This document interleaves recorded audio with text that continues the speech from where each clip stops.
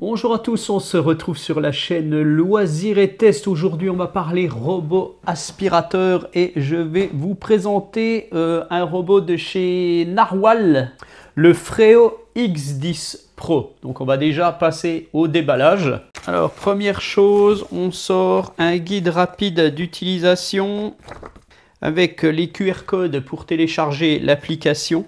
Là, on a plusieurs notices, dont des instructions de sécurité et le manuel d'utilisation. Donc on a bien entendu le français puisque c'est marqué. Voilà, alors déjà ça. Alors dans ce petit carton, on a des choses ici. On a une petite brossette, un câble et on a le robot aspirateur tout de suite qui est là. Et apparemment dans le carton, il n'y a plus rien.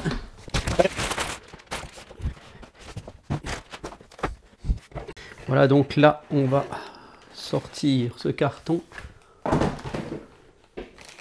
Et on a le robot ici. Voilà. Dedans, on retrouve des petites choses qu'il ne faut pas oublier d'enlever. Voilà, ce coup-ci, c'est bon, on a la base. Donc, eh bien, pendant qu'on y est, je vais vous présenter la base.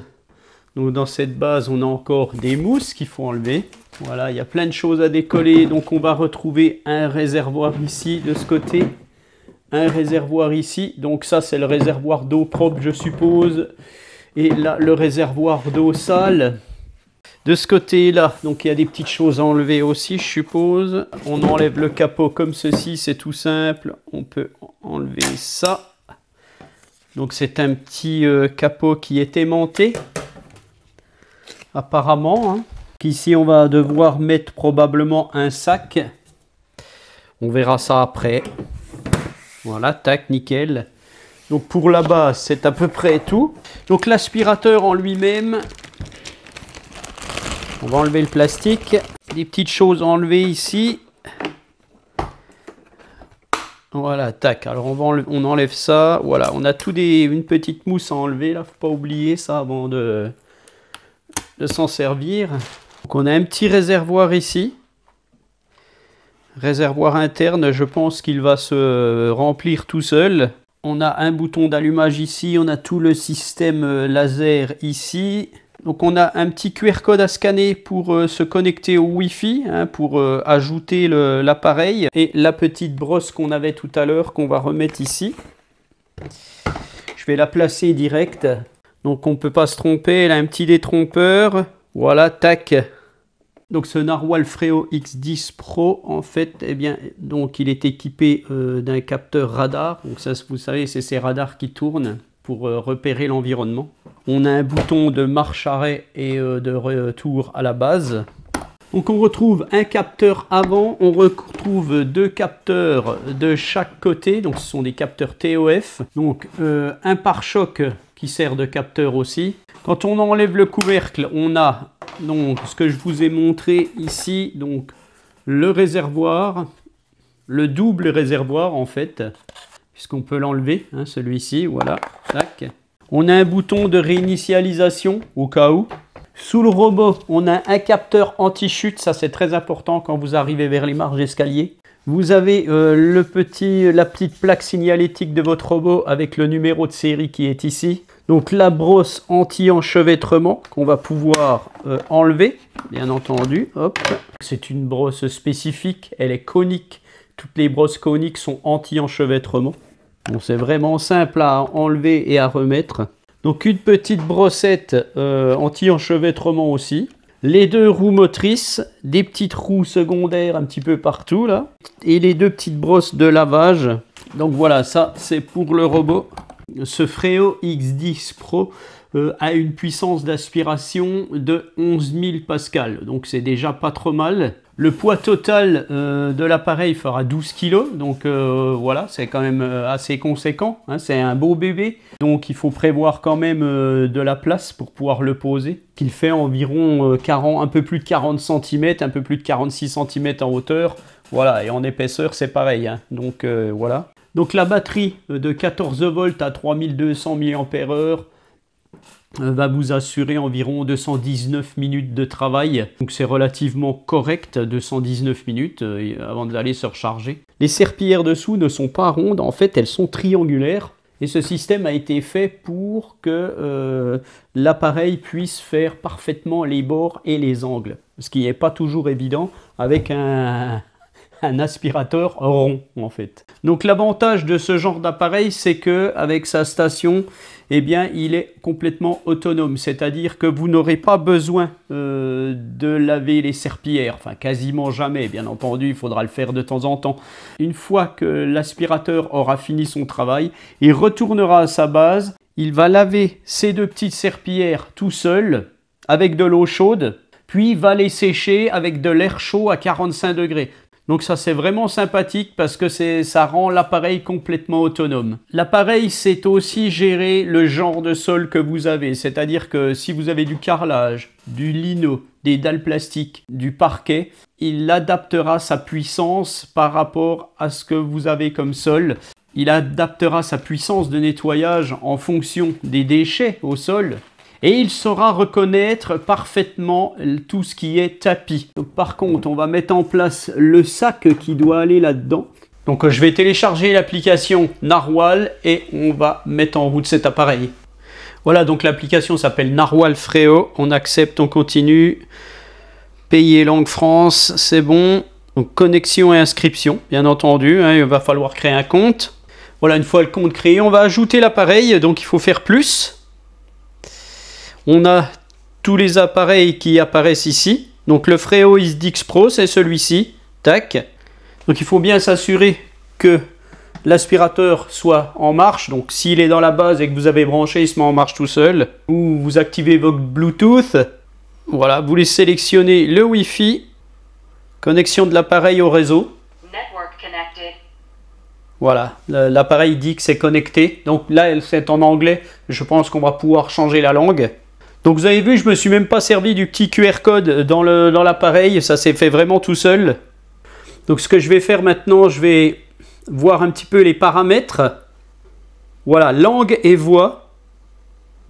Alors est-ce que je peux... Voilà, je peux changer la langue. Français. On valide par oui. Voilà. Et sélectionner la langue française. Il va falloir maintenant que ça se télécharge avant de se mettre vraiment en route. Voilà, ça a l'air d'être bon. Alors on va ajuster le volume. Volume ajusté. Voilà, maintenant elle parle français, c'est nickel. On revient en arrière. Alors on va voir mode Freo, qu'est-ce que ça donne. Limite d'utilisation de la serpillière AI 3, 2, 1. Donc on verra ce que c'est. Hein, pour le moment, j'en sais rien. La puissance d'aspiration, on a intelligent, silencieuse, forte, normale, super puissante. Donc on peut faire ce qu'on veut. Hein.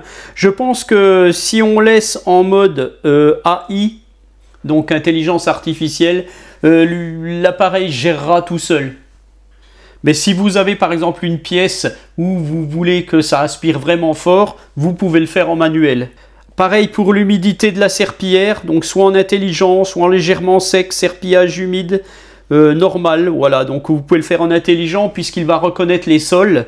Le niveau de précision, aussi intelligent, normal, méticuleux. Vous pouvez vous pouvez mettre en mode méticuleux et l'appareil va aller moins vite. Voilà, il va faire des plus petits trajets. Enfin, voilà, des choses comme ça. Moi, je vais tout laisser en mode intelligent. Alors, pour le mode de nettoyage, ça va être, par exemple, vous allez pouvoir choisir quand le robot aura nettoyé une pièce, est-ce qu'il doit venir nettoyer ses serpillières. Donc vous avez soit 8 mètres carrés, 10 mètres carrés, 12 mètres carrés. Si vous choisissez 10 mètres carrés, forcément, au bout de 10 mètres carrés, l'aspirateur va venir se vider et nettoyer ses serpillières et repartir travailler. Donc ça, c'est voilà, c'est pareil, ça se gère tout seul. Vous pouvez le faire par pièce aussi, pas en mètres carrés. Vous faites une pièce, il va se nettoyer. Ça peut être pratique. Donc le mode de nettoyage des bords, vous le désactivez ou vous l'activez. Bon là, franchement, ce qu'il faut le laisser activer.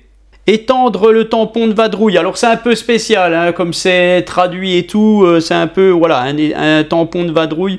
Je pense que c'est l'extension d'une brosse quand il va arriver dans les coins. On verra ça en fonctionnement après.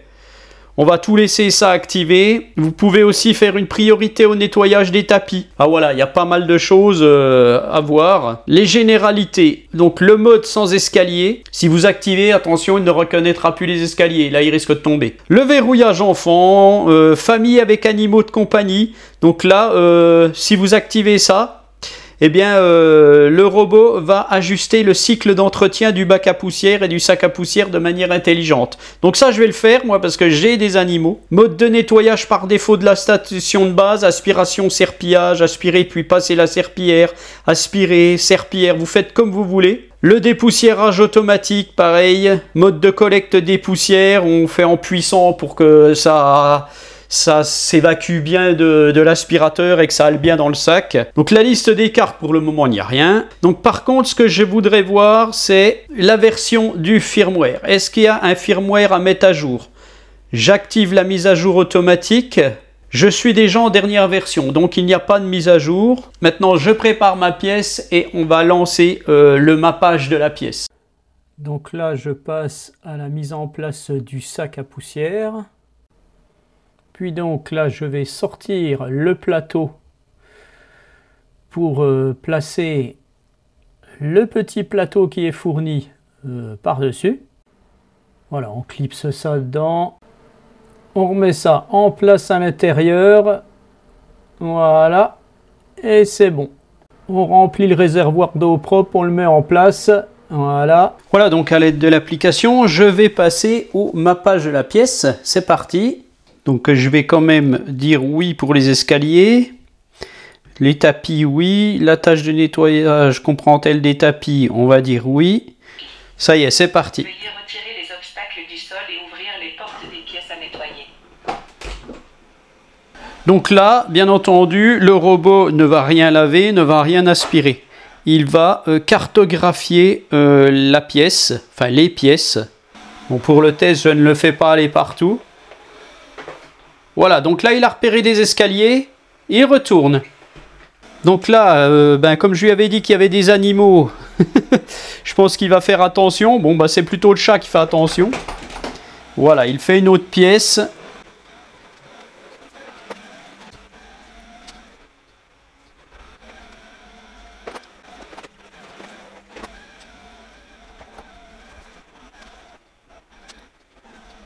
Alors en mode mappage, il ne s'occupe pas des petits éléments qui peuvent être par terre, hein, donc ça, faut faire attention. Voilà, alors apparemment le mappage est terminé. Ah, il rentre très vite dans sa base. Hein. Cartographie terminée. La station de base est verrouillée en place. Appuyez sur le bouton démarrer, arrêter pour commencer le nettoyage. Voilà, donc on voit sur l'application, il m'a mis des pièces. Donc bien entendu, on peut modifier la carte. Séparer, fusionner, renommer, gestion des meubles. Voilà, vous pouvez faire plein de choses. Donc là, je ne vais pas le faire. Je vais revenir. Moi, ce qui m'intéresse, c'est surtout voir comment il nettoie. Donc on a aspiration et serpillage. On peut aspirer puis passer la serpillière. On peut seulement aspirer. On peut le faire par pièce, on peut le faire par zonage. Alors moi, on va tout aspirer en fait, complètement. Voilà, donc là, l'appareil prépare ses serpillières.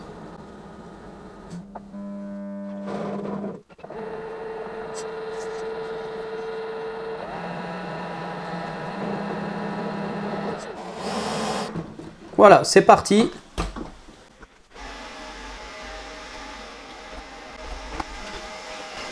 Voilà, donc là il commence, en fait, donc il a géré tout seul la façon dont il voulait nettoyer.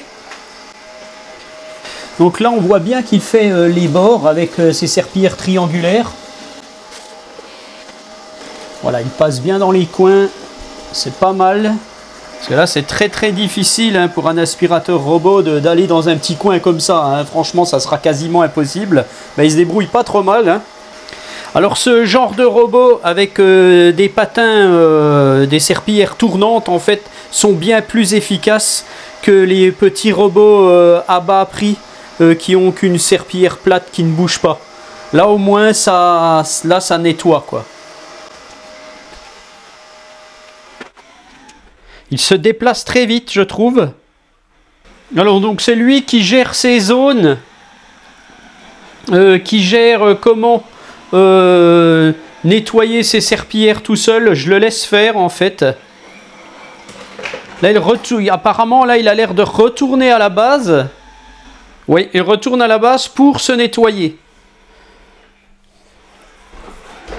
Donc, au fur et à mesure que vous utilisez un appareil comme ça, il va se gérer de plus en plus avec l'intelligence artificielle. Voilà, donc là, il a fini, il repart. Je ne sais pas quelle pièce il va faire. Allez, on le suit et on le regarde travailler. Ah, il est très rapide, cet aspirateur, je trouve. Ce qui est pas plus mal. Alors oui, d'accord. Il a inclus la cuisine avec ce petit morceau qu'il n'avait pas fait. Je me demandais d'ailleurs pourquoi il n'avait pas fini. Donc là, il est très embêté. Il y a quand même plein de choses qui le gênent. Mais regardez comme il passe bien vers la poubelle. Franchement, c'est pas mal. Alors là, par contre, dans ma cuisine, ça va être un peu plus délicat puisque je ne pense qu'il ne pourra pas passer sous le meuble ici. Et là, ça va être un peu le problème.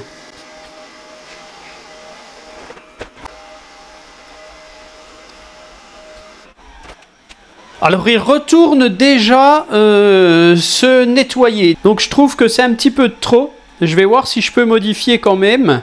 Parce que là, il perd beaucoup de temps, en fait, et il use beaucoup de batterie. Alors, pendant qu'il se nettoie, je vais vous montrer quelque chose. En fait, on peut avoir un type de carte en couleur, comme on a ici, mais on peut aussi avoir un type de carte en 3D. Voilà. Et qu'on va pouvoir bouger. C'est sympa, hein? Voilà, alors là, je vais changer.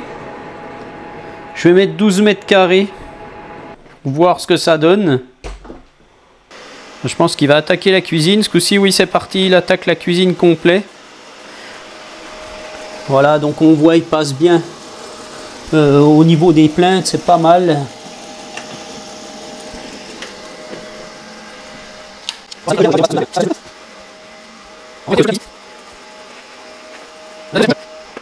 Voilà, il arrive sur le tapis. Il arrête ses serpillères, en fait. Et je pense qu'il va... ouais, là, c'est franchement pas évident. Le tapis bouge trop. Je vais quand même le bloquer parce que bon, là, je suis en train d'y faire des misères. Il est en train d'aspirer le tapis. Voilà, en fait, il est en train de passer sur le tapis. Si le tapis bougeait pas, c'est vraiment dommage que je peux pas vous montrer ça correctement, quoi. Ça bouge, c'est pas vraiment pas fait pour. Un tapis comme ça, vaut mieux l'enlever. En fait, il aspire le tapis. Voilà, donc il a aspiré un petit peu le tapis. D'ailleurs, ça se voit un peu. Et je vais l'enlever parce que le pauvre...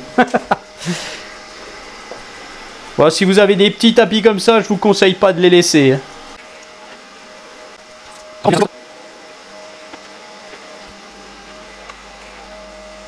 Voilà, il a juste ses roues en fait pour pouvoir passer sur le seuil.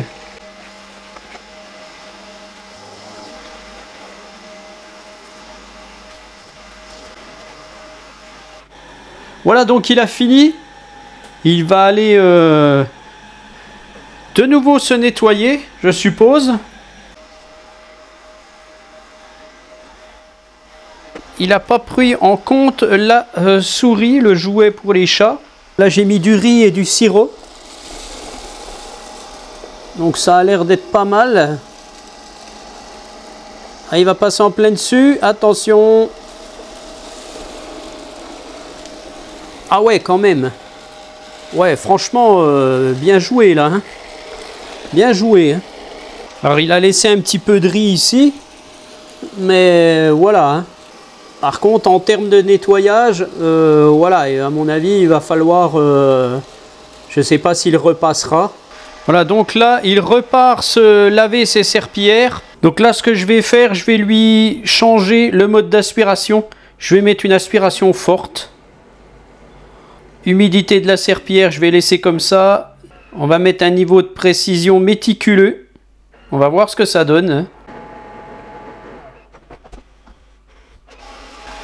Voilà, on entend. L'aspiration est plus forte. Donc voilà, il retourne dans sa pièce. Je lui ai fait un petit piège aussi là. Ah, il passe pas dessous là. Hein. Donc il va éviter ça. Bon, généralement, moi je l'enlève. Hein. Alors, est-ce qu'il va repérer la petite souris qui est là devant?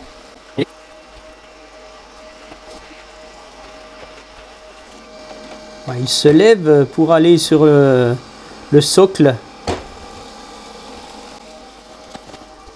Alors on voit qu'il essaye de faire le socle en fait. Ben, c'est pas mal. C'est pas évident à faire, hein. Ça c'est pas... Voilà. Hein. Néanmoins il a réussi à passer un peu dessus. Là par contre niveau obstacle, c'est moyen. Je lui facilite pas la tâche ici. Hein. Voilà, donc la tâche est terminée. Là l'aspirateur s'auto-nettoie en fait. On aura fini, on vérifiera un petit peu dans quel état il est. Voilà, donc maintenant il va sécher ses serpillères. Donc moi ce que je vais faire, je vais regarder un petit peu à l'intérieur. Voilà, on a l'eau sale ici. J'ai plus qu'à aller la vider. Donc quand je regarde l'eau propre, allez, je dirais qu'il a usé environ 1 litre. 1 litre pour en fait, allez, je lui ai fait faire 40 mètres carrés. Il a mis 1 heure en sachant que ben, c'est la première fois qu'il fait l'appartement. Donc forcément, ça s'améliorera petit à petit. Donc on va regarder un petit peu ce qui s'est passé. Donc là, je pense que c'est relativement vide. Donc il n'y aura pas de problème là-dessus. Maintenant, je vais sortir l'aspirateur. Il va sûrement pas être content. Je le retourne. On voit que les serpillères sont propres, donc par contre elles sont mouillées, il va falloir qu'elles sèchent. Par contre là je ne vois quasiment rien. Alors j'ai un petit peu de résidus de riz qui n'ont pas été aspirés. Je vais quand même enlever ceci, on va voir un petit peu si c'est sale ou pas. Bon franchement ça va, c'est relativement propre. Donc là on voit l'aspiration n'est pas tout à fait suffisante pour le riz qui a été aspiré ici. Verrouillage enfant activé. Bon là j'appuie sur le bouton. Déverrouiller d'abord. Voilà, on a quand même du riz qui n'a pas été aspiré. Donc ça, bon, faut dire que je l'ai bien piégé. Je l'ai bien piégé parce que en plus j'avais mis du sirop de grenadine, ça n'a pas aidé quoi. Mais bon, franchement, c'est relativement correct tout de même. Donc, mon ressenti sur cet appareil, donc c'est un appareil milieu de gamme. C'est pas un bas de gamme, c'est pas un haut de gamme. C'est un appareil qui est en dessous de 600 €. Je sais plus combien, je vous mets le prix dessous là. Donc il ne faudra pas s'attendre à avoir un résultat comme un appareil qui fait le double du prix. Ça c'est bien clair. Donc ses qualités à cet appareil, ben, c'est son système autonome déjà premièrement. Sa précision dans les bords, dans les angles, grâce à ses patins en forme triangulaire, dont un des patins se déporte. Donc ça c'est vraiment un point fort. Un petit point faible serait peut-être l'aspiration en elle-même. Les 11 000 pascals sont... Il y aurait fallu 2000 pascals de plus. Bon après, je n'ai pas tout testé. J'ai pas mis la puissance maxi en aspiration. Mais je pense qu'il faudra mettre la puissance maxi en aspiration. Même s'il fait un peu plus de bruit. Donc si vous souhaitez un appareil milieu de gamme qui fait le boulot, celui-ci, ça sera très très bien. Par contre, si vous voulez un plus haut de gamme, Narwhal font des plus hauts de gamme. Il y a la série Z chez Narwhal, mais le prix ne sera plus le même. Ça sera 300 € de plus au moins. Je lui reprocherai un petit peu aussi sa détection d'obstacles, qui n'est peut-être pas optimisée. Sinon, pour le reste, il gère ses pièces comme il veut.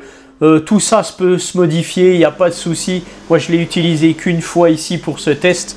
Donc forcément, il n'est pas au top de sa cartographie. Donc je vous mets les liens de cet appareil en description sous la vidéo et je vous dis à bientôt pour un autre test. Allez, ciao!